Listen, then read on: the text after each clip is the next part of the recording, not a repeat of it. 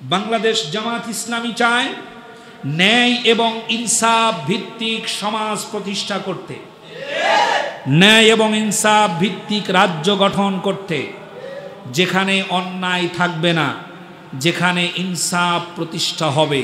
আর ইনসাফ প্রতিষ্ঠা করা হয় দাড়িপাল্লা দিয়ে। কি দিয়ে? দাড়িপাল্লা দিয়ে। প্রিয় বন্ধুগণ, ন্যায় ইনসাফ প্রতিষ্ঠা করতে চায় তারা। সংবিধান দুর্বল, মদখোর, জুয়াখোর, দোলকানা, অন্ধ রাজনীতি করা, বামপন্থী মানুষকে খুশি করার কোনো আইন মানুষের জন্য কল্যাণকর সংবিধান হতে পারে না, এটা জামাত ইসলামী বিশ্বাস করে।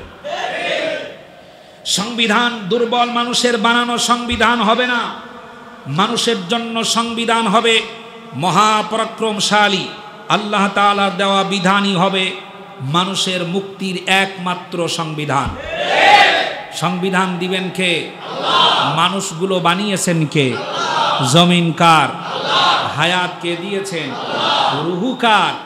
রিজিক কে দিয়েছেন? অক্সিজেন কে দেন? আপনাদেরকে কে বাঁচিয়ে রেখেছেন?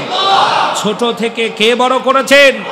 কে মৃত্যুর কোলে ঢলে পড়ান? সমস্ত কিছুই আল্লাহ করেন। এই আল্লাহ রাব্বুল আলামিন মানুষের জন্য আইন দিতে পারেন না?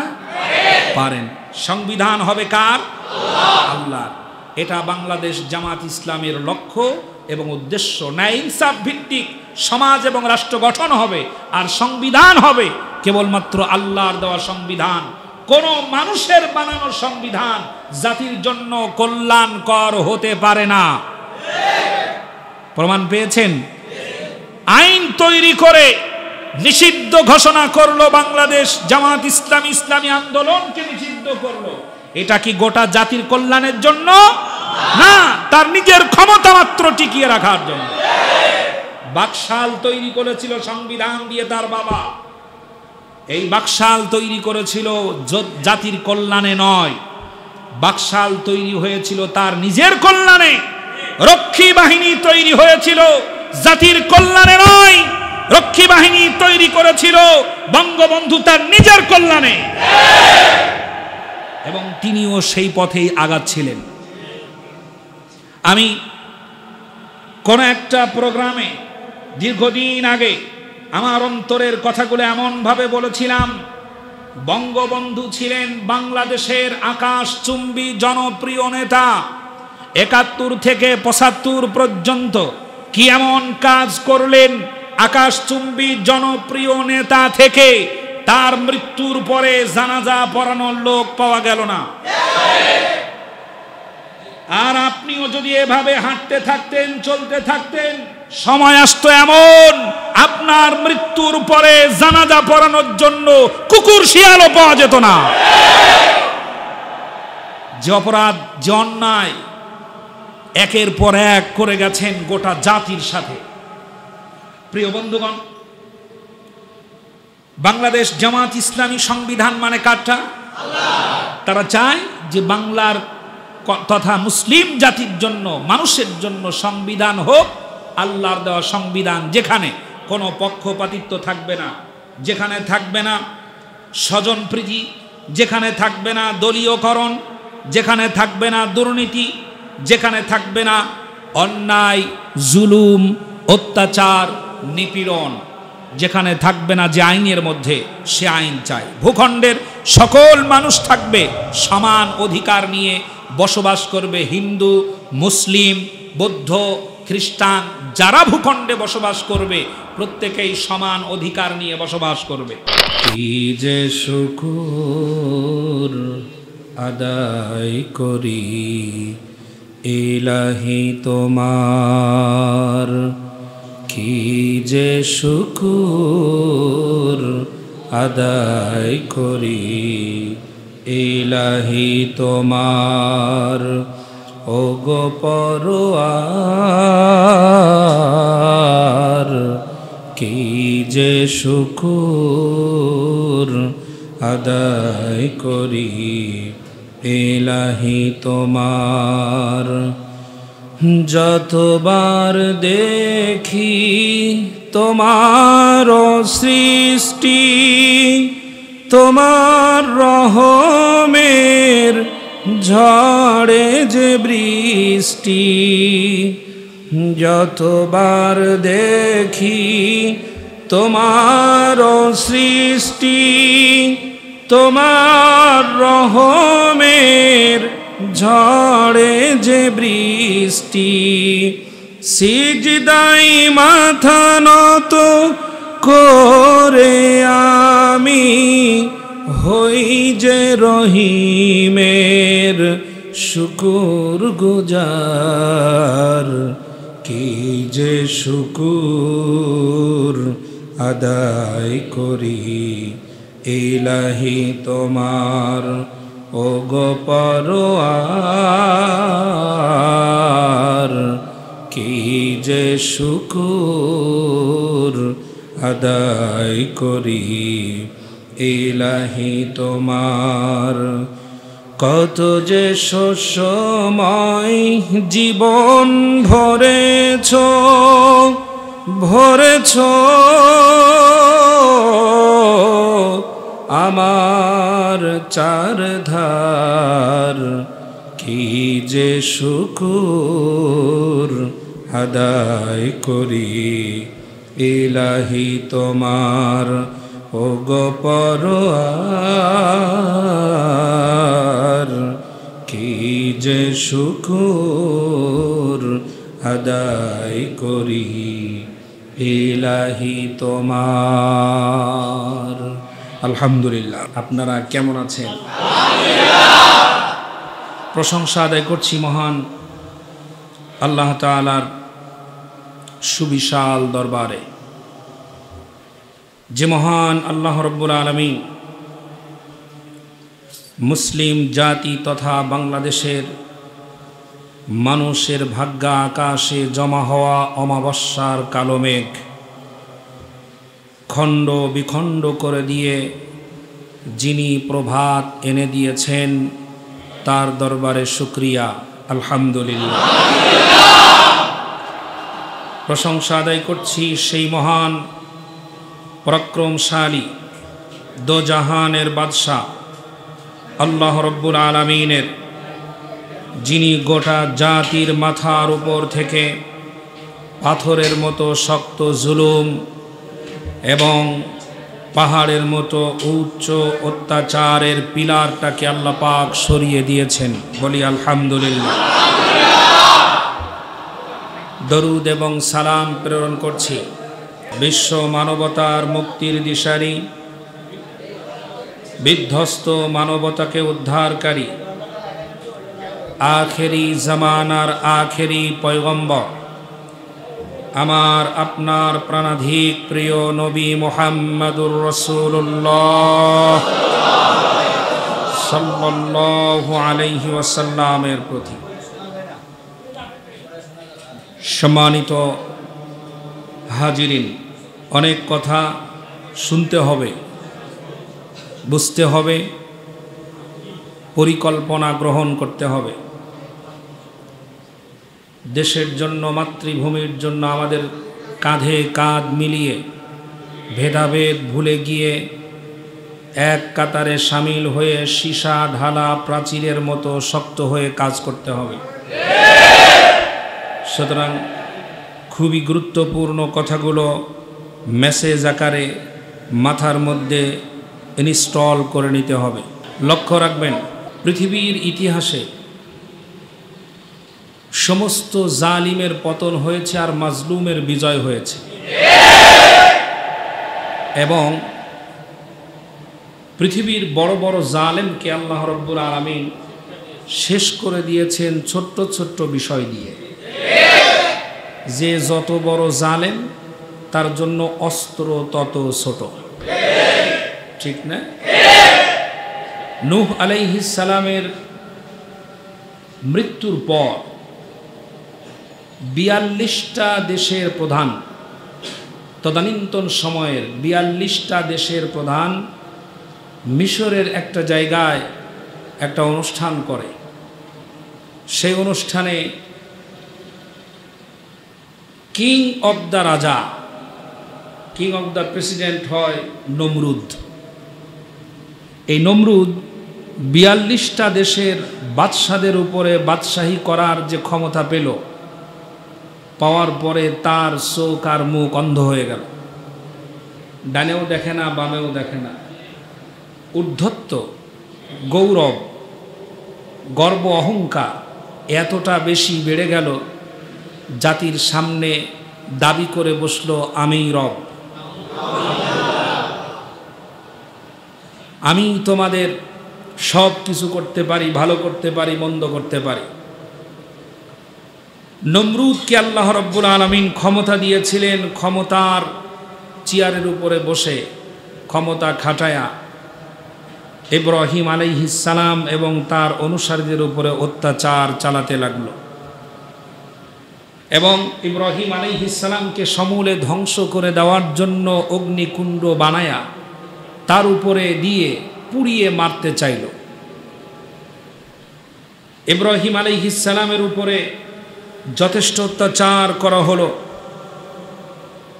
আল্লাহ রাব্বুল আলামিন এই জালিমকে শেষ করবেন, আল্লাহ পাক পরিকল্পনা গ্রহণ করলেন। তার চিন্তা ভাবনা এবং তার অহংকার এত বেশি বাড়ল, ইব্রাহিম আলাইহিস সালামকে বলে ফেলল, ইব্রাহিম তুমি তোমার রবকে খবর জানাও, আমি তোমার রবের সাথে যুদ্ধ করব।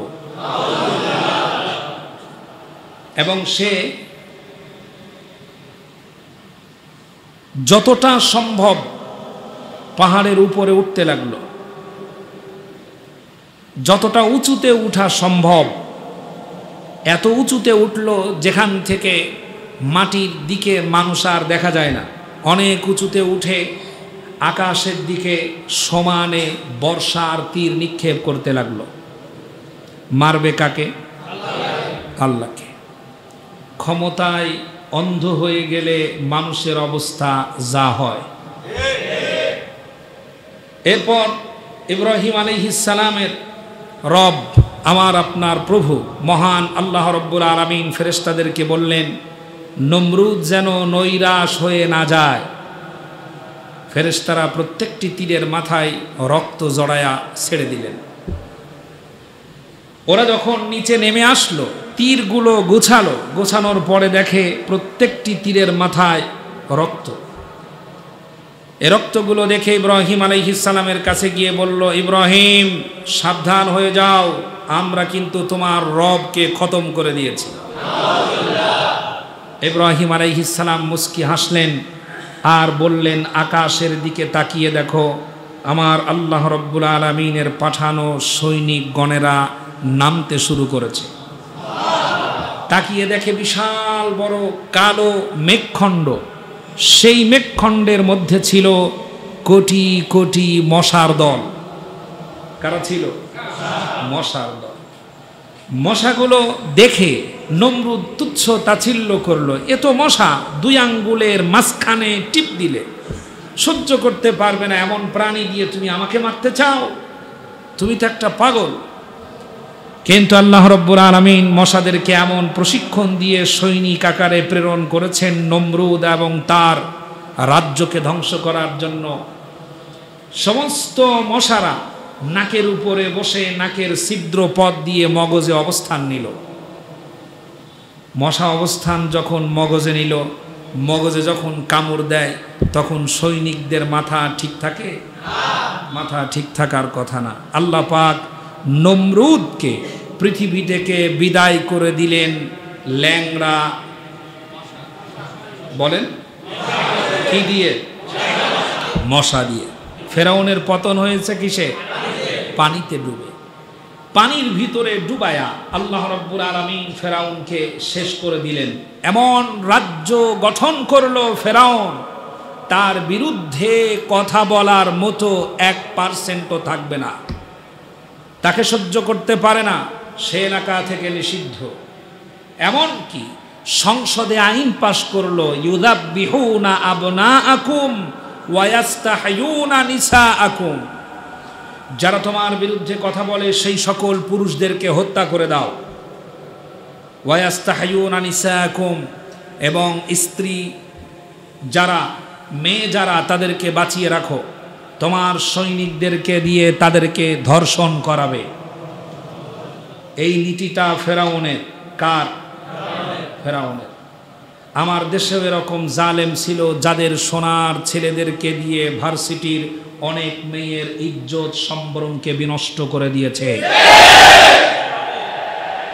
প্রিয় বন্ধুগণ, ফেরাউন এমন একটা গণ্ডি তৈরি করলো, মুসার পক্ষের লোকেরা যেন মাথা উঁচু করে দাঁড়াতে না পারে। একের পর এক তাদের উপরে অত্যাচার, নির্যাতন, আইন, যা কিছু করা দরকার সব করছে। মুসা আলাইহিস সালাম এবং তার অনুসারীদের উপরে আশা একটাই, যেন আমার সিয়ার ঠিক থাকে। ফেরাউনকে আল্লাহ রাব্বুল আলামিন শেষ পর্যন্ত ডুবিয়ে মারলেন পানিতে, যে পানির অপর নাম কি? জীবন। আর আল্লাহ রাব্বুল আলামিন যে ওই পানির মধ্যে ওর মরণ রাখছিল, ও মোটেও টের পায় নাই। আবরাহা, আল্লাহ পাকের ঘর মক্কাতুল মুকাররমা, বাইতুল্লাহ ভাঙার জন্য বিশাল বড় হস্তি বাহিনী নিয়ে যখন অগ্রসর হলো মক্কার দিকে, আল্লাহ রাব্বুল আলামিনের নবীর দাজাজানকে খবর পাঠানো হলো, আমি তোমাদের এই বাইতুল্লাহকে ভেঙে মাটির সাথে গুঁড়িয়ে দিতে চাই। তিনি বললেন, ঘরটা আল্লাহ, আর এটা রক্ষা করবেন আল্লাহ। একথা বলে তিনি চলে গেলেন এবং বললেন, তোমার বিশাল হস্তি বাহিনীর সীমানার ভিতরে আমার একটি উট পড়েছে, ওটাকে ফেরত দাও। বলছে, তুমি কেমন বোকা, তোমাদের সম্মানের স্থপতি, সম্মানের বিশাল বড় নিদর্শন মক্কাতুল মুকাররমা বাইতুল্লাহ ভেঙে গুড়িয়ে দেব, এটা নিয়ে তোমার টেনশন নাই?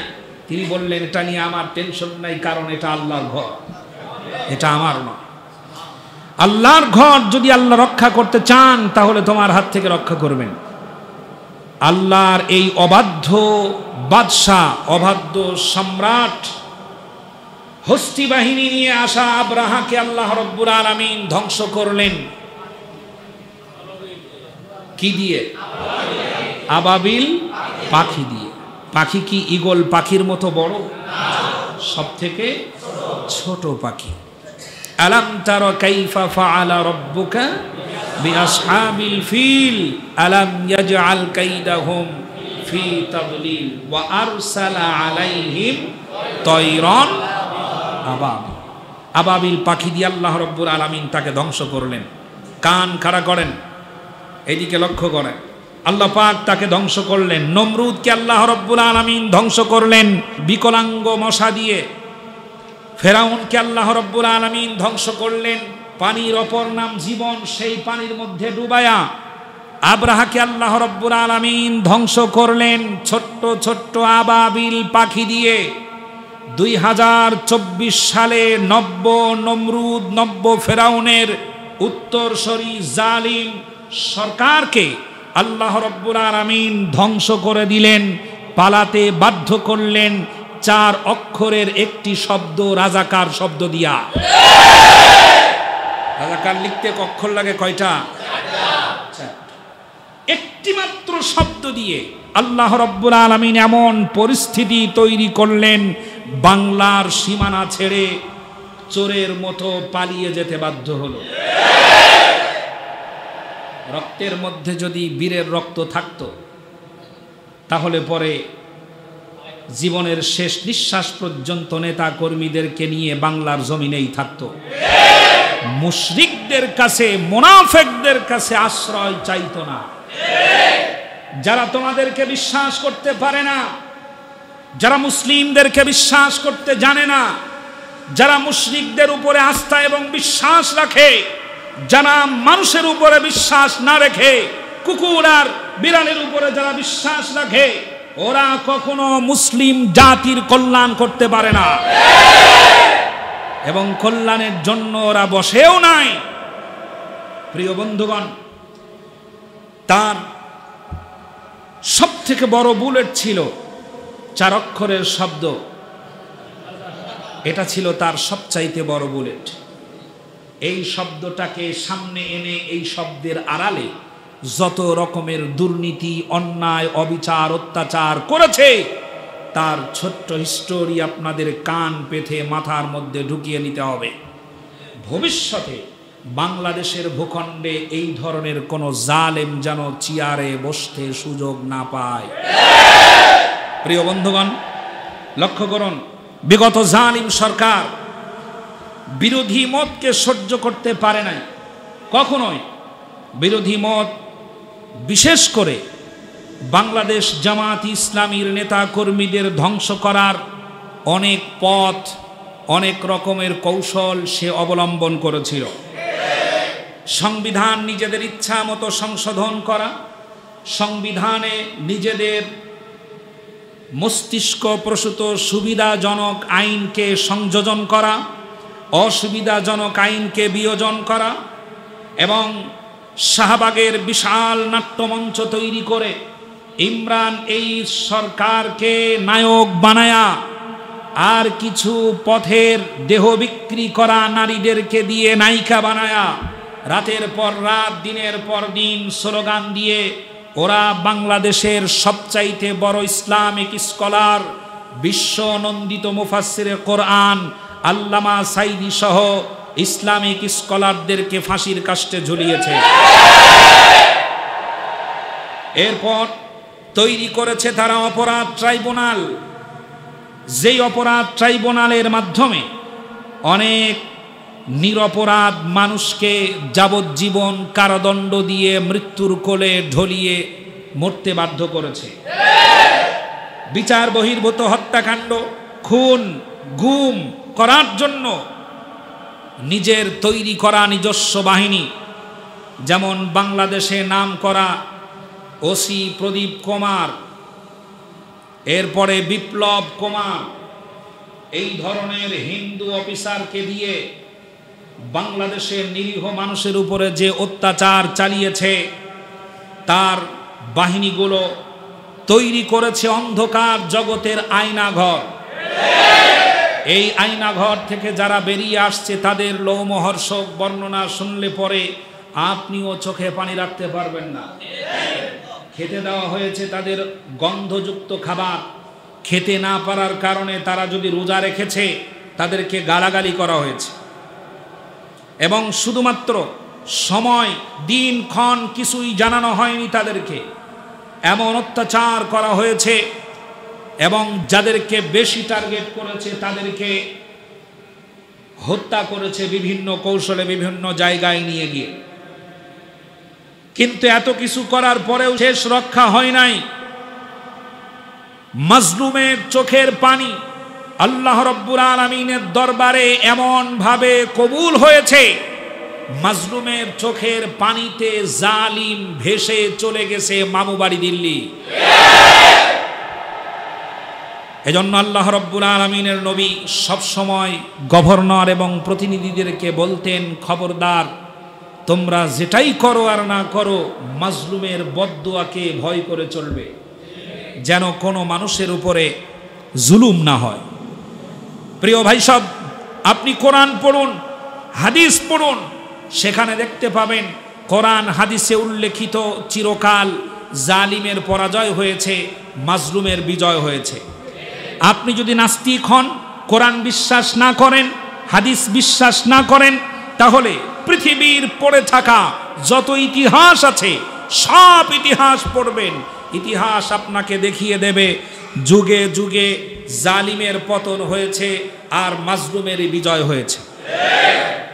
প্রিয় বন্ধুগণ, আর চিরকাল মাজলুমেরাই বিজয় অর্জন করেছে, যে কারণে সব সময় রাসূল সতর্ক করেছেন, খবরদার তোমরা মাজলুমের বদদুয়াকে সবচাইতে বেশি ভয় করে চলবে। এত মানুষকে কাঁদিয়েছে, এত মানুষকে এতিম করেছে, এত মানুষকে হত্যা করেছে, এত মানুষকে খুন করেছে, এত মানুষকে গুম করেছে, এত মানুষের চোখের পানি ঝরেছে, এত মানুষকে কান্নায় জর্জরিত করে দিয়েছে, যেই দোয়াগুলো আরশে আজিম পর্যন্ত পৌঁছে গেছে। এমনটাই হওয়ার কথা ছিল, শুধু সময়ের অপেক্ষা ছিল। আল্লাহ রাব্বুল আলামিন মোক্ষম সময় একটি শব্দকে কেন্দ্র করে এমন একটা পরিবেশ তৈরি করলেন, জালিম বাংলাদেশ থেকে পালাতে বাধ্য হয়ে গেল। প্রিয় বন্ধুগণ, লক্ষ্য করুন, তিনি তার ক্ষমতা টিকিয়ে রাখতে অন্য কোনো কিছুর উপরে নিষেধাজ্ঞা না করতে পারলেও তিনি নিষিদ্ধ ঘোষণা করলেন ইসলামী আন্দোলনকে। ওরা জালেম সবচাইতে বেশি ভয় পায় ইসলামকে। যুগে যুগে যত জালেম সব থেকে বেশি ভয় পেয়েছে কাকে? ইসলামকে। কারণ সে জানে যদি ইসলাম পুনরুজ্জীবিত হয় তাহলে পরে ইসলামের যে আইন বিধান আছে এটার সামনে আমি টিকে থাকতে পারবো না। লক্ষ্য করুন, খুব ভালো করে খেয়াল করবেন, কিছু কথা আপনাদের একেবারে মাথায় সেট করে নিতে হবে। বাংলাদেশ জামাত ইসলামী সম্পর্কে আপনাদের কিছু ধারণা থাকা দরকার। লক্ষ্য করুন, জামাত ইসলামী একটি ইসলামিক ধর্মভিত্তিক রাজনৈতিক দল। জামাত ইসলামীকে বলা হয় ধর্মের নামে রাজনীতি করা, ঠিক না? আমাদেরকে কি বলে? আমরা ধর্মের নামে কি করি? রাজনীতি করি। সেও বলে, তার সেলাপেলা গুন্ডাগুলা যারা আছে তারাও বলে যে আমরা টুপিওয়ালারা ধর্মের নামে কি করে? রাজনীতি করে। মনে রাখবেন, ধর্মের নামে বাংলাদেশ জামাত ইসলামী রাজনীতি করে না। ধর্মের নামে ইসলামী আন্দোলনের কেউ ধর্মের নামে রাজনীতি করে না। তারা ধর্মীয় রাজনীতি করে। কি রাজনীতি করে? ধর্মীয় রাজনীতি করে। ধর্মের নামে রাজনীতি তো সেই ব্যক্তি করে যে ব্যক্তি নির্বাচনের আগে মাথায় পট্টি বাঁধে, শপথ গ্রহণের সময় হাতে তসবিহ পড়ে। ধর্মের নামে রাজনীতি সেই ব্যক্তি করে। নিজের অপরাধ অন্যের উপরে চাপিয়ে দেওয়াই তার জন্মগত স্বভাব। প্রিয় বন্ধুগণ, বাংলাদেশ জামাত ইসলামী ধর্মভিত্তিক একটি রাজনৈতিক দল। তাদের লক্ষ্য এবং তাদের উদ্দেশ্য আছে, ভালো করে খেয়াল করবেন, খুব গুরুত্বপূর্ণ কথা। বাংলাদেশ জামাত ইসলামী চায় ন্যায় এবং ইনসাফ ভিত্তিক সমাজ প্রতিষ্ঠা করতে, ন্যায় এবং ইনসাফ ভিত্তিক রাজ্য গঠন করতে, যেখানে অন্যায় থাকবে না, যেখানে ইনসাফ প্রতিষ্ঠা হবে। আর ইনসাফ প্রতিষ্ঠা করা হয় দাড়িপাল্লা দিয়ে। কি দিয়ে? দাড়িপাল্লা দিয়ে। প্রিয় বন্ধুগণ, ন্যায় ইনসাফ প্রতিষ্ঠা করতে চায় তারা। সংবিধান দুর্বল, মদখোর, জুয়াখোর, দোলকানা, অন্ধ রাজনীতি করা, বামপন্থী, মানুষকে খুশি করার কোনো আইন মানুষের জন্য কল্যাণকর সংবিধান হতে পারে না, এটা জামাত ইসলামী বিশ্বাস করে। সংবিধান দুর্বল, মানুষের বানানো সংবিধান হবে না। মানুষের জন্য সংবিধান হবে মহাপরাক্রমশালী, আল্লাহ তাআলার দেওয়া বিধানই হবে মানুষের মুক্তির একমাত্র সংবিধান। সংবিধান দিবেন কে? মানুষগুলো বানিয়েছেন কে? জমিন কার? হায়াত কে দিয়েছেন? রুহু কার? রিজিক কে দিয়েছেন? অক্সিজেন কে দেন? আপনাদেরকে কে বাঁচিয়ে রেখেছেন? ছোট থেকে কে বড় করেছেন? কে মৃত্যুর কোলে ঢলে পড়ান? সমস্ত কিছুই আল্লাহ করেন। এই আল্লাহ রাব্বুল আলামিন মানুষের জন্য আইন দিতে পারেন না? পারেন। সংবিধান হবে কার? আল্লাহ। এটা বাংলাদেশ জামাত ইসলামের লক্ষ্য এবং উদ্দেশ্য। ন্যায় ইনসাফ ভিত্তিক সমাজ এবং রাষ্ট্র গঠন হবে, আর সংবিধান হবে কেবলমাত্র আল্লাহর দেওয়া সংবিধান। কোন মানুষের বানানো সংবিধান জাতির জন্য কল্যাণকর হতে পারে না। প্রমাণ পেয়েছেন?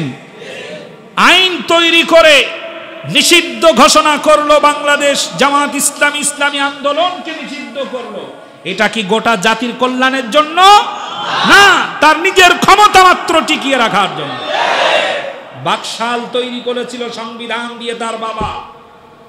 এই বাকশাল তৈরি করেছিল জাতির কল্যাণে নয়, বাকশাল তৈরি হয়েছিল তার নিজের কল্যাণে। রক্ষী বাহিনী তৈরি হয়েছিল জাতির কল্যাণে নয়, রক্ষী বাহিনী তৈরি করেছিল বঙ্গবন্ধু তার নিজের কল্যাণে, এবং তিনিও সেই পথেই আগাচ্ছিলেন। আমি কোন একটা প্রোগ্রামে দীর্ঘদিন আগে আমার অন্তরের কথাগুলো এমনভাবে বলেছিলাম, বঙ্গবন্ধু ছিলেন বাংলাদেশের আকাশচুম্বী জনপ্রিয় নেতা। ৭১ থেকে ৭৫ পর্যন্ত কি এমন কাজ করলেন, আকাশচুম্বী জনপ্রিয় নেতা থেকে তার মৃত্যুর পরে জানাজা পড়ানোর লোক পাওয়া গেল না। আর আপনিও যদি এভাবে হাঁটতে থাকতেন, চলতে থাকতেন, সময় আসতো এমন আপনার মৃত্যুর পরে জানাজা পড়ানোর জন্য কুকুর শিয়ালও পাওয়া যেত না। যে অপরাধ, যে অন্যায় একের পর এক করে গেছেন গোটা জাতির সাথে। প্রিয় বন্ধুগণ, বাংলাদেশ জামাত ইসলামী সংবিধান মানে কারটা? তারা চায় যে বাংলার তথা মুসলিম জাতির জন্য, মানুষের জন্য সংবিধান হোক আল্লাহর দেওয়া সংবিধান, যেখানে কোনো পক্ষপাতিত্ব থাকবে না, যেখানে থাকবে না স্বজনপ্রীতি, যেখানে থাকবে না দলীয়করণ, যেখানে থাকবে না দুর্নীতি, যেখানে থাকবে না অন্যায়, জুলুম, অত্যাচার, নিপীড়ন, যেখানে থাকবে না যে আইনের মধ্যে সে আইন চাই। ভূখণ্ডের সকল মানুষ থাকবে সমান অধিকার নিয়ে বসবাস করবে। হিন্দু, মুসলিম, বৌদ্ধ, খ্রিস্টান যারা ভূখণ্ডে বসবাস করবে প্রত্যেকেই সমান অধিকার নিয়ে বসবাস করবে। কিন্তু আমাদের দেশে দেখা গেছে যারা সংবিধান বানিয়েছে হিন্দু, খ্রিস্টান, বৌদ্ধ তারাই সুবিধা ভোগ করেছে বেশি, বরং কোণঠাসা হয়ে বসবাস করেছে মুসলিমেরা।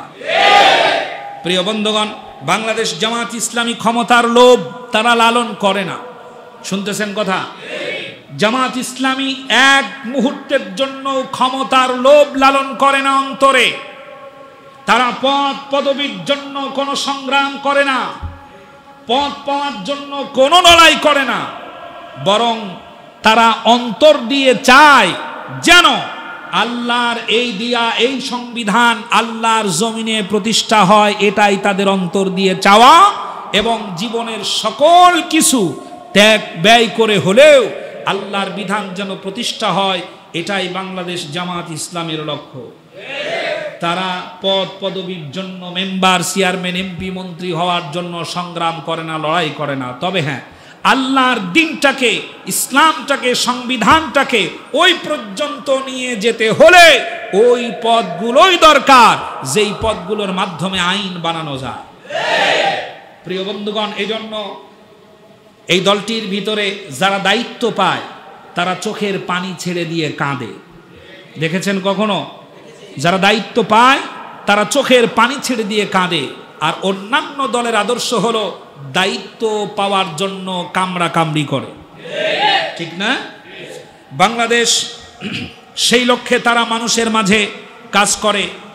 কেউ মনে রাখুক বা না রাখুক, কেউ প্রশংসা করুক বা না করুক, যতই আঘাত করুক, বাংলাদেশ জামাত ইসলামী প্রতিশোধে কখনো বিশ্বাস করে না। এজন্য আমির ডক্টর শফিকুর রহমান তিনি বলে দিয়েছেন, হে আমার জাতি, প্রতিশোধে কল্যাণ নেই, কল্যাণ আছে ক্ষমা করে দেওয়ার মাধ্যমে। এত নির্যাতন করার পরেও যার মুখ দিয়ে এমন কথা বের হয় তার আদর্শ তোমার কাছে ভালো লাগে না, তাকে নিষিদ্ধ করার পাই তারা করো। প্রিয় বন্ধুগণ, বাংলাদেশ জামাত ইসলামী সংগ্রাম করে আল্লাহর দিনটাকে জমিনে প্রতিষ্ঠা করার জন্য, এবং এই দলে আপনি চাইলেই একজন নেতা হতে পারবেন না, চাইলেই আপনি একজন দায়িত্বশীল হতে পারবেন না, একটা ওয়ার্ডের দায়িত্ব চাইলেই আপনি পাবেন না, চাইলেই আপনি একটা ইউনিয়নের দায়িত্ব পাবেন না, চাইলেই আপনি একটা থানার দায়িত্ব পাবেন না, চাইলেই আপনি একটা জেলার দায়িত্ব পাবেন না। এ দায়িত্ব পাওয়ার জন্য টাকার গণনা করা হয় না, জনপ্রিয়তা গণনা করা হয় না। দায়িত্ব পেতে হলে আপনাকে যেভাবে এগিয়ে আসতে হবে, প্রথমে আপনাকে হতে হবে সহযোগী, ঠিক না?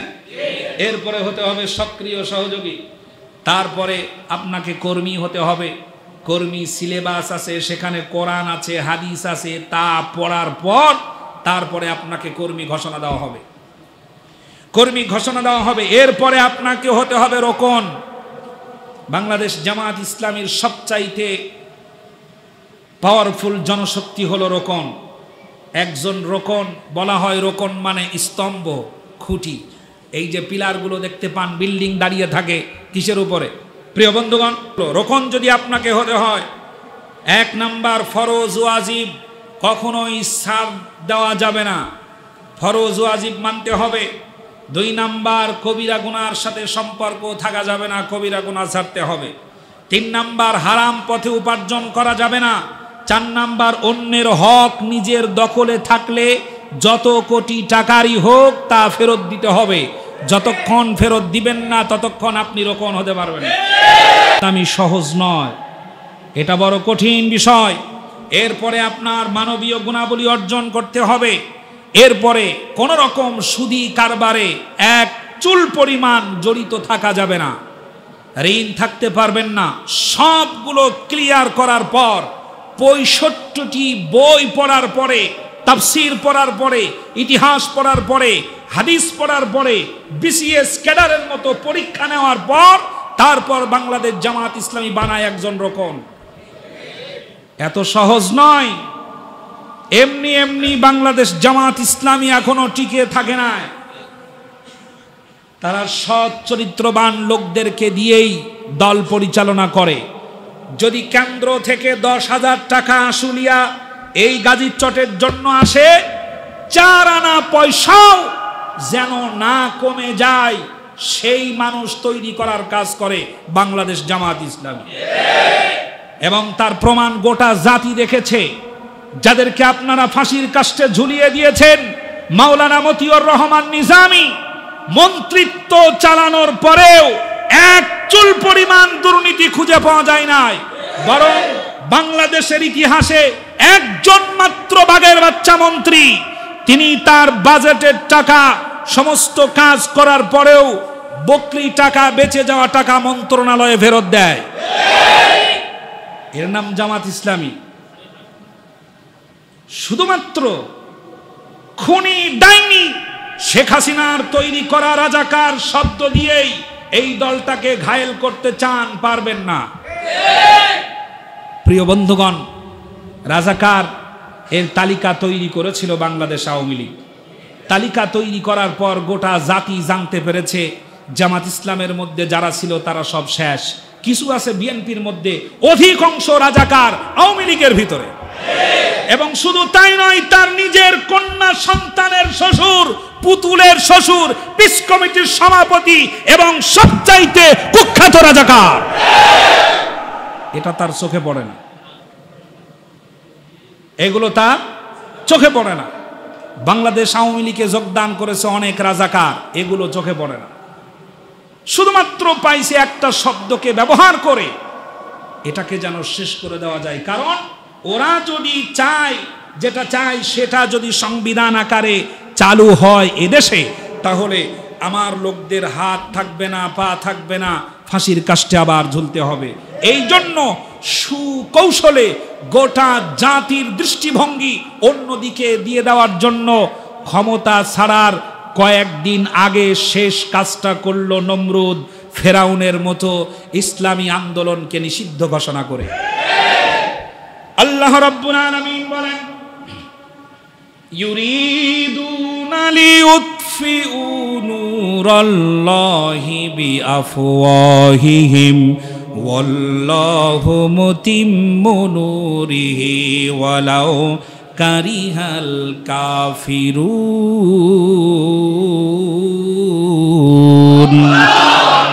আল্লাহ রাব্বুল আলামিন বলেন, আল্লাহর দ্বীনকে, আল্লাহর বিধানটাকে, ইসলামটাকে আল্লাহ রাব্বুল আলামিন প্রজ্বলিত করবেন। পৃথিবীর কোন কাফের, বেঈমান, মুশরিকেরা তাদের মুখের ফু দিয়ে ইসলামটাকে নিভিয়ে দিতে পারবে না। তারা নিভানোর চেষ্টা করবে, আল্লাহ রাব্বুল আলামিন এটাকে আরো প্রজ্বলিত করে দিবেন। আর এই প্রজ্বলিত হওয়ার ব্যাপারে কাফের মুশরিকদের যত জ্বালা যন্ত্রণাই হোক না কেন, আল্লাহ রাব্বুল আলামিন তার দ্বীনটাকে আগায়া নিয়ে যাবে। ওয়াদাটা কার? আল্লাহ।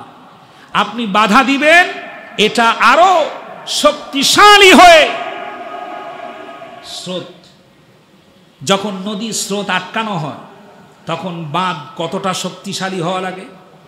পানি যখন জমতে থাকে তখন বিশাল শক্তিশালী বাঁধ ভেঙে পানি চতুর্দিকে ঝাঁপায়া পড়ে।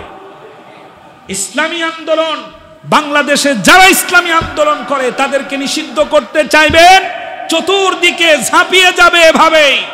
ইসলামী আন্দোলনকে সমূলে ধ্বংস করা যাবে না, কারণ এর রশি আছে স্বয়ং কার হাতে? আল্লাহ। আল্লাহ যেন ইসলামী আন্দোলনের সকল নেতা কর্মীদেরকে কবুল করেন, বলেন আমিন। ইসলামী কাজ যারাই করেন সমাজে, আল্লাহ রাব্বুল আলামিন প্রত্যেকে যেন কবুল করেন, জোরে বলেন আমিন। প্রিয় বন্ধুগণ, লক্ষ্য করুন, ক্ষমতা পাওয়ার পরেই জালেম সরকার যেভাবে মানুষের উপরে অত্যাচার নির্যাতন চালিয়েছে তার ছোট্ট স্টোরি লক্ষ্য করুন।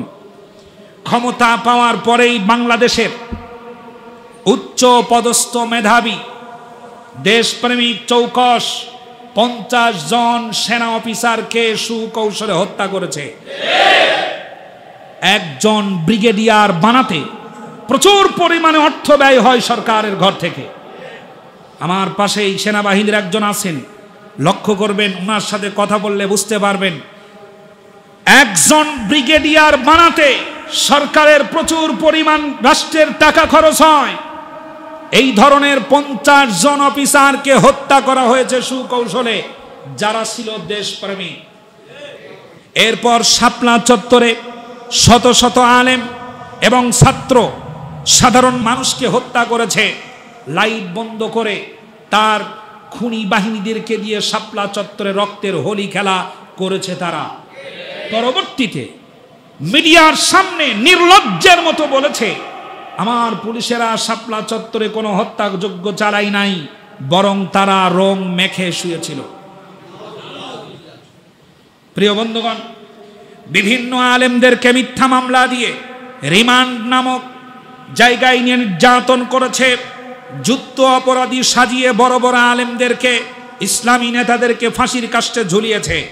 নিরপরাধ মানুষকে গুম করেছে। টর্চার সেল, আয়না ঘর নামক আয়না ঘর বানিয়ে সেখানে তাদেরকে হত্যা করেছে। হাজার হাজার মায়ের বুক খালি করেছে, হাজার শিশুদেরকে এতিম করেছে। গোটা জাতিকে লাশের স্তূপ উপহার দিয়েছে এই জালেম সরকার।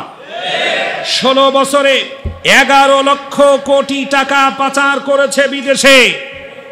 এরপর গোটা জাতির মাথার উপরে চাপিয়ে দিয়েছে 99.3 বিলিয়ন মার্কিন ডলার ঋণ। 99 বিলিয়ন মার্কিন ডলার ঋণ চাপিয়ে দিয়েছে গোটা জাতির মাথার উপরে। জাতি এটা টের পায় না। কত বড় ঋণের বোঝা নিয়ে সে ঘুরে বেড়ায়, এটা টের পায় না। এটা তোলা হতো তার থেকে। এরপর বিচার বিভাগকে নিজের ইচ্ছে মতো ব্যবহার করে হাজার হাজার মানুষকে দিয়েছে কারাদণ্ড, যাবজ্জীবন কারাদণ্ড। প্রশাসনের উঁচু শিরকে গোলাম বানিয়ে গোটা প্রশাসনকে জাতির সামনে বানিয়ে দিয়েছে জাতীয় ভিলেন। আমার দেশের প্রশাসনের সুনাম ছিল নাকি ছিল না? এই পুলিশ তো সেই পুলিশ যারা রাজার বাগের ইতিহাসকে মাথায় করে সম্মানের সাথে ঘুরে বেড়ায়। সেই পুলিশকে জাতির সামনে ভিলেনে পরিণত করে দিয়েছে এই ডাইনি। এরপর দেশের ব্যাংকগুলোকে করে দিয়েছে দেউলিয়া। 54টা ব্যাংকের ইতিহাস ভালো না। 9টা ব্যাংক রেড সিগন্যাল চলে গেছে। 8টা ব্যাংকের মধ্যে তো কোনো টাকাই নাই। প্রমাণ চান? মজ্জিন সাহেবকে জিজ্ঞেস করেন। এর মা ঘুরতেছে আজ 2 দিন কয়েকটা ব্যাংকে, হয় টাকা নাই, পরে আসে। এরপর দলীয়করণ, আত্মীয়করণ, কোটার মাধ্যমে বিভিন্ন সেক্টরে অযোগ্য মানুষদেরকে চাকরি দিয়ে জাতির মেরুদণ্ড ভেঙে তছনছ করে দিয়েছে। জাতির এই দুরবস্থা থেকে বাঁচাতে ছাত্র জনতার মাধ্যমে গজরে ওঠা সাধারণ জনগণকে দমন করতে হাজারো মায়ের বুক খালি করে দিয়েছে। ভারতের প্রশাসনকে এনে আমার দেশের প্রশাসনের মান সম্মান ধুলার সাথে মিশিয়ে দিয়েছে, ধসিয়ে দিয়েছে। অপরাধের তালিকা অনেক বড় লম্বা। তাদের তৈরি করা ট্রাইব্যুনাল থাকবে, তাদের তৈরি করা সংবিধান থাকবে, তাদের তৈরি করা আইন থাকবে, বিচার হবে, ফাইসালা হবে। ওই ট্রাইব্যুনালে তাদের বানানো রশিদ দড়িতে আবার এই ডাইনিকে রশিদ দড়িতে ট্রাইব্যুনালে ঝুলিয়ে মারা হবে।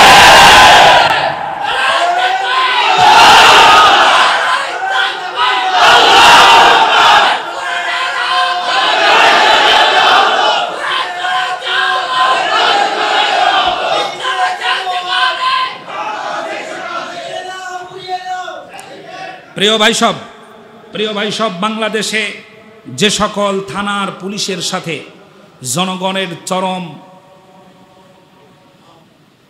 সংঘর্ষ হয়েছে, আশুলিয়ার এখানকার জনগণ যারা আছেন, স্থানীয় মুরব্বিয়ান একরাম এবং এলাকায় যারা বসবাস করেন, আমার ধারণা আপনাদের দেখা স্বাধীনতার পরে আশুলিয়া থানার পুলিশের সাথে জনগণের এত লম্বা সময় গোলাগুলি হয়তো কখনো হয়নি। আশুলিয়া থানায় যে পরিমাণ গোলাগুলি হয়েছে, আমার বিশ্বাস এটা শুধু আমার দেশের পুলিশের কাজ নয়, ভারত থেকে আনা দাদাবাবুদের কাজ। প্রিয় বন্ধুগণ, বিভিন্ন জায়গায় দীর্ঘ সময় ধরে গোলাগুলি করেছে। আমার দৃঢ় বিশ্বাস বাংলাদেশের পুলিশ এর জন্য যতটা দায়ী, তার চাইতে সব থেকে 1000 গুণ বেশি দায়ী হলো ভারত থেকে আমদানি করা প্রশাসন। এরাই সবচাইতে দায়ী। যে প্রশাসনের ভাইরা, প্রশাসনের ভাইদেরকে বলবো, সরকার আপনাদের প্রতি বিশ্বাস রাখতে পারে নাই, সরকার আপনাদেরকে বিশ্বাস করে নাই, বিশ্বাস করেছে ভারত থেকে আনা প্রশাসনের উপরে। আপনাদের প্রতি বিন্দুমাত্র বিশ্বাস তার ছিল না। মুসলিমদের উপরে যার বিশ্বাস নাই, দেশের মানুষের উপরে যার বিশ্বাস নাই, দেশের প্রশাসনের উপরে যার বিশ্বাস নাই, বিশ্বাস করুন সেই ব্যক্তি কখনো দেশের কল্যাণ চাই নাই, সব সময় নিজের ক্ষমতা টিকিয়ে রাখতে যা করার তাই করেছে। প্রিয় বন্ধুগণ, বাংলাদেশে সাধারণ মানুষের উপরে আর কোন জালিম সরকার যেন চেপে বসতে না পারে, সে ব্যাপারে আপনাদের সিদ্ধান্ত আর পরিকল্পনা 100% বাস্তবসম্মত উপায়ে কাজে লাগাতে হবে। কারণ আপনারা দেখেছেন অনেক কিছু, অনেক দেখেছেন। স্বাধীনতার আগ থেকে শুরু করে স্বাধীনতার এই 52-53 বছর পর্যন্ত অনেক দেখেছে, ঠিক না? একজনরা তৈরি করেছে আয়নাঘর, বিএনপির শাসনামলে তৈরি করেছিল হাওয়া ভবন, ঠিক না? এবার মনে হয় কথা গায়ে লাগবে। বিএনপিরা তৈরি করেছিল হাওয়া ভবন, নির্যাতন তারাও কম করে নাই। আওয়ামী লীগ তৈরি করেছিল আয়নাঘর, ডিবি হারুন, ওসি প্রদীপ কুমার, এদের সহ যে সকল বেনজির আহমেদ, হ্যাঁ কি নজির, আচ্ছা যাই হোক, এই লোকগুলো দিয়ে তৈরি করা আয়না ঘর নিয়ে সেই আয়না ঘরের ভিতরে তাদেরকে নির্যাতন করেছে, জুলুম করেছে, অত্যাচার করেছে। চাকরি করা অবস্থায় ব্রিগেডিয়ার গোলাম আজমের ছেলে নিজাম আজমি, তাকে গুম করে রাখা হলো। একজন সেনা অফিসারের প্রতি সামান্য সম্মান দেখাতে পারলেন না, আয়না ঘরের মধ্যে রেখে দিলেন, গন্ধযুক্ত খাবার খাইতে দিলেন, পরিবার থেকে 10টি বছরের জন্য আলাদা করে দিলেন। 10 বছর পর এখন বেরিয়ে এসে দেখে ওনার স্ত্রী নাই, ওনার পাশে দাঁড়ানোর মতো আর কেউ নাই। এ জুলুমের বিচার হবে না? এ জুলুমের শাস্তি হবে না? মনে রাখবেন, আল্লামা দেলোয়ার হোসেন সাইদি রহমাতুল্লাহি আলাইহি বলে গেছেন, সময় আসবে এমন পালাবার জন্য ইন্দুরের গর্তও খুঁজে পাবে না, কোন দেশে জায়গা হবে না, বাংলাদেশে আবার ফিরে আসতে হবে, ট্রাইব্যুনালে বিচার করে ফাঁসি দিয়ে উচিত শাস্তি তোমার দেওয়া হবে ইনশাআল্লাহ।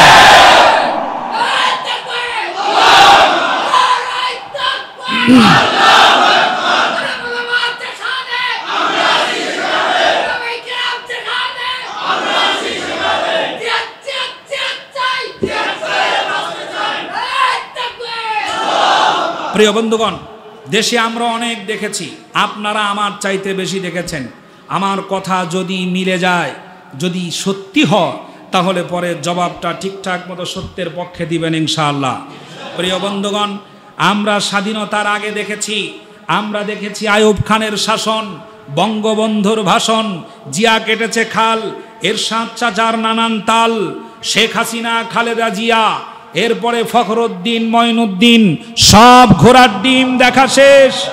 জালিম থেকে বাঁচতে হলে বাংলাদেশটাকে সাজাতে হবে, বানাতে হবে, আগামীর দিন বানানো লাগবে আল কোরআনের বাংলাদেশ, টুপিওয়ালাদের বাংলাদেশ, দাড়িওয়ালাদের বাংলাদেশ। আল্লাহর কোরআন সংসদে নিয়ে গিয়ে সংবিধান বানিয়ে যারা আল্লাহর এই ভূখণ্ডটাকে আল কোরআনের বাংলাদেশ বানাতে চান, দুটি হাত উঁচু করে বলুন আল্লাহু আকবার।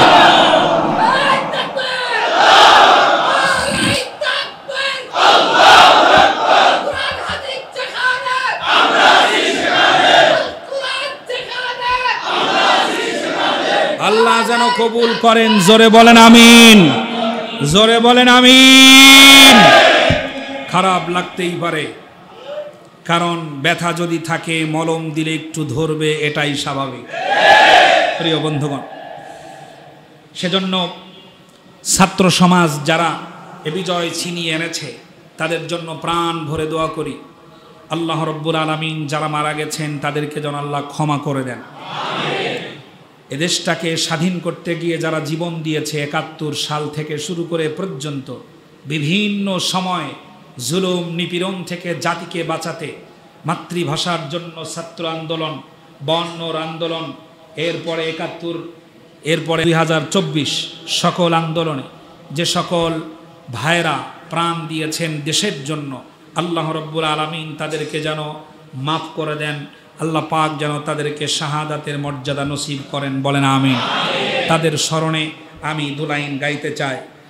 সালাম সালাম হাজার সালাম সকল শহীদ স্মরণে, আমার হৃদয় রেখে যেতে চায় তাদের স্মৃতির চরণে। সালাম সালাম হাজার সালাম সকল শহীদ স্মরণে, আমার হৃদয় রেখে যেতে চাই তাদের স্মৃতির চরণে। জালিমের হাত থেকে দেশ বাঁচাতে, জুলুম থেকে জাতিকে বাঁচাতে, হাসি মুখে যারা দিয়ে গেল প্রাণ, সেই স্মৃতি নিয়ে গেয়ে যায় গান। তাদের বিজয় মরণে আমার হৃদয় রেখে যেতে চাই তাদের স্মৃতির চরণে। সালাম সালাম হাজার সালাম, শ্রদ্ধার সাথে বলেন সালাম সালাম হাজার সালাম সকল শহীদ স্মরণে, আমার হৃদয় রেখে যেতে চাই তাদের স্মৃতির চরণে। আল্লাহ যেন তাদের কবুল করেন, বলেন আমিন। তাদের পরিবার পরিজনদের উপর আল্লাহ তাআলা যেন রহম করেন, বলেন আমিন। এ পর্যায়ে যে কথাটি বলতে চাই সেটা হলো, নেতাকর্মী যারা আছেন, নেতৃত্ব পালিয়ে চলে গেল, আপনাদেরকে এতিম করে রেখে গেল। যারা ক্ষমতার দাপটে দলীয় মানুষেরা এলাকার অনেক ইমাম সাহেবদের উপরে নজরদারি করেছে, করে নাই? ইমামের চাকরি নাই, বাড়ি এখানে, অন্য জায়গায় গিয়া দলীয় ক্ষমতা খাটায়া ইমাম সাহেবের চাকরি নাই। সূরা তাওবার আয়াতের উপরে আলোচনা করার কারণে শুক্রবারে অফিসে ডেকে ইমাম সাহেবকে অকথ্য ভাষায় গালিগালাজ করে এমনকি হুমকি দিয়েছে আগামী 24 ঘন্টার মধ্যে যেন আপনাকে এই এলাকায় না দেখি, যেন এমন মনে হয়েছে গোটা গাজীর চর তার বাপের নামে রেজিস্ট্রি করে দিয়েছে, এমন আচরণ করেছে। এবং আপনারা শুনলে তাজ্জব হবেন, আওয়ামী লীগের একজন নেতা তার পাশের থেকে এক মসজিদের ইমাম সাহেবকে ডেকে, সেই ইমাম সাহেব আমার কাছে এসে চোখের পানি ফেলে বলছে, এমন ভাষা ব্যবহার করেছে, যদি আপনার মোবাইলে ইসলামী আন্দোলনের কোনো কিছু পাই, আপনার মোবাইলে ছাত্র আন্দোলনের কোনো কিছু পাই, আপনার হোয়াটসঅ্যাপ মেসেঞ্জারে যদি এই আন্দোলনকে ঘিরে একটি কথাও পাই, আপনাকে ধরে পাছার চামড়া তুলে দেব। আমি তো এটাকে একটু উঁচু করে বললাম, এর চাইতে নিম্নমানের ভাষা ব্যবহার করেছে। কি আশ্চর্য কথা! এখন আল্লাহ রব্বুল আলামিন এজন্য বারবার বলেছে, খবরদার অহংকারী হইও না, অহংকার পতনের মূল, অহংকার পতনের মূল। এ কথা বিশ্বাস করেন? হ্যাঁ, আল্লাহ আপনাকে চেয়ারম্যান বানিয়েছেন, আল্লাহ আপনাকে রাষ্ট্রপ্রধান বানিয়েছেন, আল্লাহ আপনাকে এমপি মন্ত্রিত্ব দিয়েছেন, আপনি চেয়ারে বসুন, ফাসাব্বিহ বিহামদি রাব্বিকা ওয়াস্তাগফির ইন্নাহু কানা তাওয়াবা। আপনি আল্লাহর প্রশংসা আদায় করেন যে, হে রব, আপনি আমাকে যে সম্মান দিয়েছেন এজন্য আপনার পবিত্রতা বর্ণনা করি।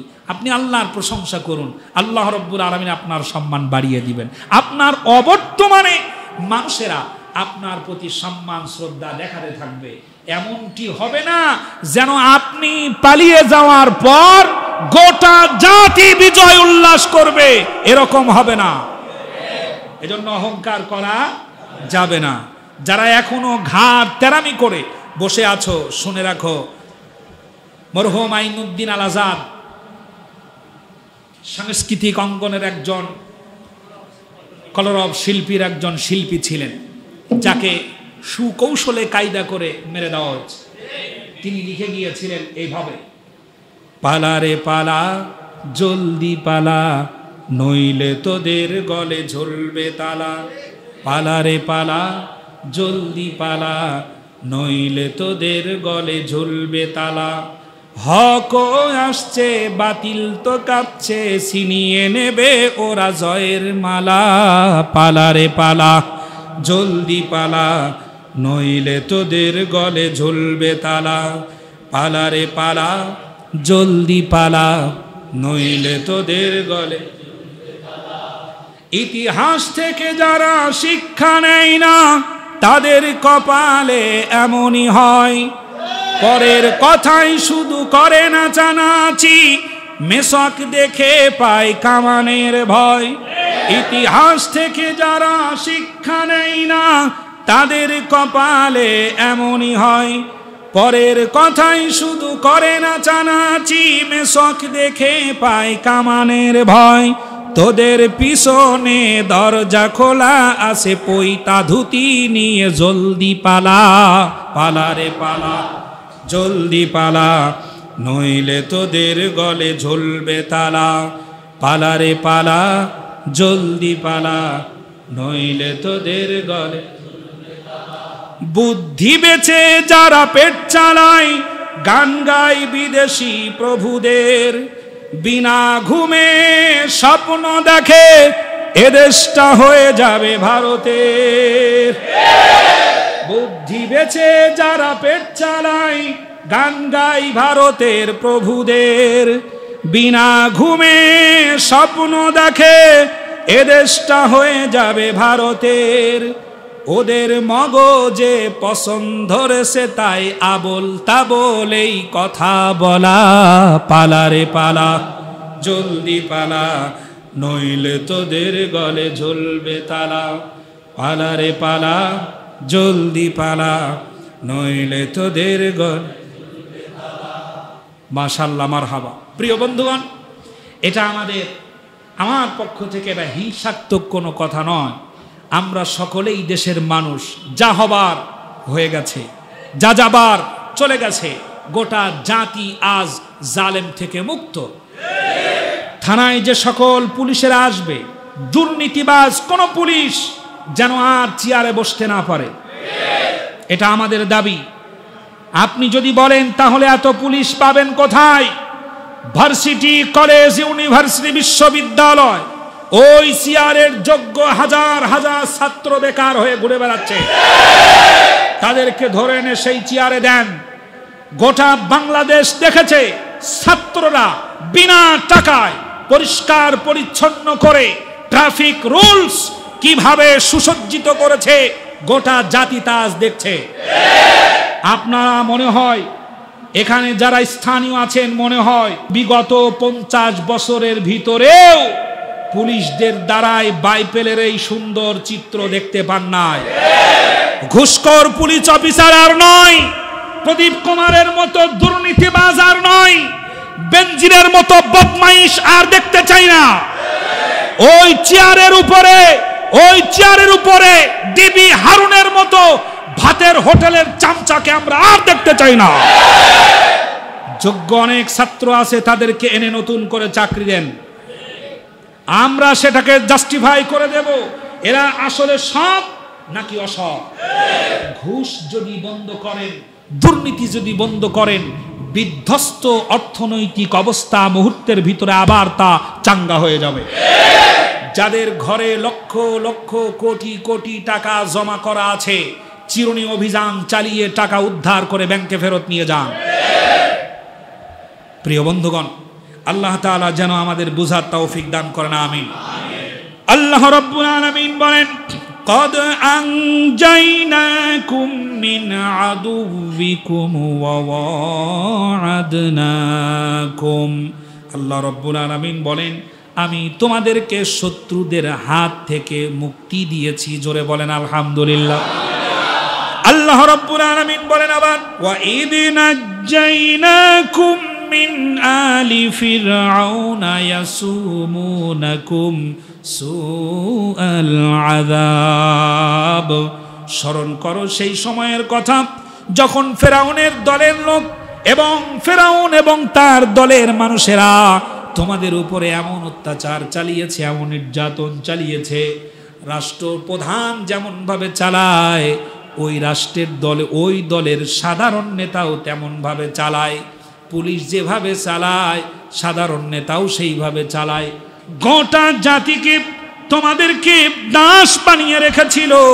আল্লাহ রাব্বুল আলামিন বলেন, স্মরণ করো সেই সময়ের কথা যে সময় তোমরা দাসত্ব বরণ করেছিলে, দাস হয়ে গিয়েছিলে ফেরাউন এবং তার দলের লোকদের কাছে। আল্লাহ রাব্বুল আলামিন তা থেকে তোমাদেরকে মুক্তি দিয়েছিলেন। জোরে বলেন সুবহানাল্লাহ। মুক্তিদানকারী কে? আমাদের এই মুক্তি দিয়েছেন কে? এজন্য উশৃঙ্খল হলে চলবে? কি করবেন? আল্লাহ রাব্বুল আলামিন বলেন, যারা পারেন প্রাণ খুলে পড়েন, ইযা জাআ নাসরুল্লাহি ওয়াল ফাত ওয়া রাআইতান নাসা ইয়াদখুলুনা ফি দীনিল্লাহি আফওয়াজা ফাসাব্বিহ বিহামদি রাব্বিকা ওয়াস্তাগফির ইন্নাহু কানা তাওয়াবা। জোরে বলেন আল্লাহু আকবার। খুব মনোযোগ দেন। ইযা জাআ নাসরুল্লাহ ওয়াল ফাত, আল্লাহর সাহায্য যখন আসবে তখন তোমাদের বিজয় হবে। যখন এমন বিজয় আসে যে লড়াই করার মতো শক্তি বিরোধীদের আর থাকে না, এমন বিজয় যখন আসবে, ওরা আর মাথা উঁচু করে দাঁড়াতে পারবে না, এমন বিজয় যখন তোমাদের আসবে, তারা তোমাদের বিরোধিতা করার আর সাহস পাবে না, এমন বিজয় যখন আসবে, আয়াতের সাথে সাদৃশ্যপূর্ণ বিজয় এখনই এসেছে, ঠিক না? Police, RAB, army, BDR, BGB, যে বিজিবি বর্ডারে থাকে বিড়ালের মতো আর মানুষের উপরে গুলি চালায় বাঘের মতো। এটারে বাঘের বাচ্চা বলবেন না বিড়ালের বাচ্চা বলবেন, এটা একটা ক্রসের বাচ্চা। বিড়াল না, বাঘ না। বর্ডারে কত অন্যায় হয়, চুপ করে থাকে, কথা বলে না, মানুষ মারে, ওরা বসে তামসা দেখে। আর যখন ভিতরে আনা হলো, কি ভূমিকা! সর্বনাশ! ছাত্রদের এমন বিজয় এসেছে, তাদের সামনে বন্দুক তাক করতে আজ তারা ভয় পায়। সেনাবাহিনী তাদের প্রতি যে সম্মান দেখিয়েছেন, সে বাংলাদেশ সেনাবাহিনীর প্রতি শ্রদ্ধা আমাদেরও রইল। গোটা জাতি আপনাদেরকে শ্রদ্ধার সাথে স্মরণ করবে। তবে বলবো, মুনাফেকি করবেন না, মুনাফেকি করবেন না, জাতির সাথে বেঈমানি করবেন না, মানুষের সাথে বেঈমানি করবেন না। কারণ জাতি আপনাদের সম্মানের উচ্চ আসনে রেখেছে, আজ আপনারা তা হারে হারে টের পেয়েছেন। প্রিয় বন্ধুগণ, আল্লাহ পাক বললেন, এমন সাহস, এমন বিজয় তোমাদেরকে দেওয়া হবে, তারা তোমাদের সামনে এসে দাঁড়াবার মতো হিম্মত আর সাহস পাবে না। এই বিজয় যখন তোমাদের আসবে, তখন তোমরা দেখতে পাবে ওয়ারাআইতান নাসা ইয়াদখুলুনা ফি দীনিল্লাহি আফওয়াজ। ওয়ারাআইতান নাসা ইয়াদখুলুনা, তখন তোমরা দেখতে পাবে তোমাদের সারিতে লোক দলে দলে প্রবেশ করছে আর বলছে আমরাও ছিলাম। এটা কার কথা? বাড়িতে গিয়ে সূরা নাসর পড়েন, ইদা জাআ নাসরুল্লাহ, এই সূরার তরজমা পড়েন। ওয়ারাআইতান নাসা ইয়াদখুলুনা ফি দীনিল্লাহি আফওয়াজ, ইয়াদখুলুন আন-নাসা ইয়াদখুলুন, দলে দলে মানুষেরা আসবে আর বলবে, ও ছাত্র বন্ধুরা, তোমাদের এই বিজয়ের সাথে কিন্তু আমরাও ছিলাম। অথচ ওনাদেরকে টর্চ লাইট দিয়েও খুঁজে পাওয়া যায় নাই, বরং শক্তি থাকার পরেও একটা শব্দও তাদের পক্ষে উচ্চারণ করে না। এ জালেমরা আবার ক্ষমতায় আসুক, এটা কি চান? আগামীর বাংলাদেশ অন্তত একবারের জন্য আল্লাহর কোরআনের রঙে রাঙিয়ে যাক, এটা আমরা দেখতে চাই। সবারই দেখা হয়ে গেছে। কেউ কাউরে বলে স্বৈরাচার, কেউ কাউরে বলে জুলুমবাজ, কেউ কাউরে বলে রাজাকার, কেউ কাউরে বলে কাউরের উপর করে অত্যাচার। সবগুলো দেখা হয়ে গেছে। একটা মাত্র শক্তিকে দেখা বাকি আছে, যারা কোরআন কোরআন করে তাদের হাতে তুলে দিয়ে দেখি, কোরআন দিয়ে বাংলাদেশ সাজিয়ে তারা দেখা, 10টা বছর হাতে দিয়ে দেখি তারা কি করতে পারে। বিশ্বাস করেন, গোটা পৃথিবীর সামনে বিধ্বস্ত মাটির সাথে ধসে যাওয়া আফগানিস্তান যেভাবে মাথা উঁচু করে দাঁড়িয়েছে, আমি কথা দিচ্ছি, বিশ্বাসের সাথে দায়িত্ব নিয়ে বলছি, বাংলাদেশে যদি আল্লাহর কোরআন সংবিধান হয়, দুর্নীতি 0% নেমে আসবে। এবং এইটা নামানোর জন্য 50 বছর অপেক্ষা করা লাগবে না। দুর্নীতি চলে আসবে শূন্যের কোঠায়। শুধুমাত্র প্রজ্ঞাপন জারি হবে সকাল 10টায়, 11টার মধ্যে সকল ফাইল ক্লোজ করে দুর্নীতি বন্ধ, সকল দরজা বন্ধ করে দেওয়া হবে। কোরআনের বিধান এত শক্তিশালী, এত স্বচ্ছ। একবার করে দেখেন, একবার দিয়ে দেখেন, বাংলাদেশ উন্নত হতে বেশি সময় দরকার হবে না। প্রিয় বন্ধুগণ, এজন্য সাবধান থাকতে হবে। দলে দলে মানুষেরা আসবে আর বলবে আমরাও ছিলাম। এই মুনাফিকরা বলবে আমরাও ছিলাম। তাদের ব্যাপারে সতর্ক থাকার কথা কে বলছেন? আল্লাহ পাক বলছেন, তাদের ব্যাপারে তোমরা সতর্ক থাকবে। তবে যে বিজয় তোমাদের অর্জন হয়েছে, তার জন্য কর্মসূচি আল্লাহ রাব্বুল আলামিন দিয়েছেন 3টা। কয়টা? 3টা। শেষ আয়াত, ফাসাব্বিহ বিহামদি রাব্বিকা ওয়াস্তাগফির ইন্নাহু কানা তাওয়াবা। এই আয়াতের ভিতরে 3টা কর্মসূচি দেওয়া হয়েছে। ফাসাব্বিহ, বিজয় হয়েছে, প্রশংসা আদায় করো। বিজয় হয়েছে, পবিত্রতা বর্ণনা করো। কার? আল্লাহ। সবচেয়ে বড় কে? মহান কে? দোষ ত্রুটি মুক্ত কে? আল্লাহ। সে আল্লাহর পবিত্রতা বর্ণনা করো। বিহামদি রব্বিক, যিনি তোমাদের এই অসাধ্যকে সাধন করার তৌফিক দিলেন, তার জন্য প্রশংসা আদায় করো। সকল প্রশংসা আদায় হবে কার? আল্লাহর প্রশংসা আদায় করো। নাচ গান, ঢোল, তবলা এসবগুলো বন্ধ। কোনো নাচানাচি করা যাবে না, ঢোল তবলা বাজানো যাবে না, অশ্লীলতা ছড়ানো যাবে না। বিজয় আসলে পরে আল্লাহর প্রশংসা আদায় করো, যেটার দৃষ্টান্ত একটি দলের একজন নেতার মধ্যে দেখতে পেয়েছিলেন। চেয়ারম্যান নির্বাচনে নির্বাচিত হওয়ার ফলাফল ঘোষণা করার সাথে সাথে যখন শুনতে পেলেন তিনি বিজয় হয়েছেন, দাঁড়িয়েছিলেন রাস্তায়, রাস্তার উপরেই সেজদায় লুটিয়ে পড়ে আল্লাহর প্রশংসা আদায় করেছে। এটাই বাংলাদেশ জামায়াত ইসলাম। আপনি বিশ্বাস করুন, বিজয় যদি আসে উশৃঙ্খলতা তারা করবে না, একটা টাকাও বিজয় মিছিলের জন্য খরচ করবে না। ওরা সেতু উদ্বোধনের নামে বিশ্বের সবচাইতে স্বীকৃতিপ্রাপ্ত বেশ্যাদেরকে এনে নাচানাচির অনুষ্ঠান করবে না, পেট ভোজনের জন্য কিছুই করবে না। তাদের আমির ঘোষণা করে দেবে বিজয় এসেছে, প্রত্যেকেই মসজিদে ঢোকো, তাহাজ্জুদের নামাজ পড়ে আল্লাহর কাছে প্রার্থনা করো। এটা ইসলামের আদর্শ। বিজয় যখন আসবে তখন তোমরা প্রশংসা আদায় করবে কার? আল্লাহ। আর 3 নাম্বার যে কর্মসূচি ওয়াস্তাগফির, এই বিজয় আনতে গিয়ে ভুল ভ্রান্তি হয়েছে নাকি হয় নাই? হয়েছে।